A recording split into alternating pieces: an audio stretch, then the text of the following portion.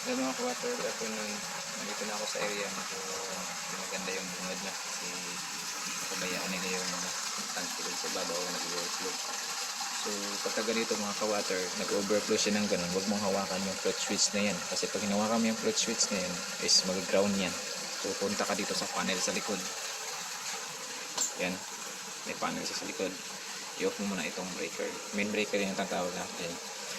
Yan, nilagyan namin siya ng contactor at saka meron siyang overload relay. So ito po yung setup namin sa loob ng mga ka-water panel. So yan. So problema lang ngayon is nag-overflow siya. Kaya siya nag-overflow kasi nga yung float switch niya doon ayaw nang gumana.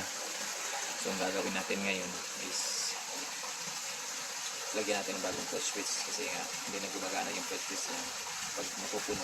So bigla hindi siya kontra off dito sa pump, hindi na siya nag-sensor sa pump. Kailangan lagyan natin ng bagong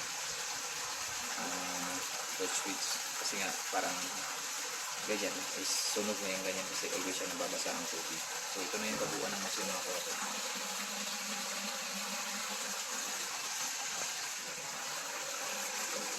Ito po ay isang automatic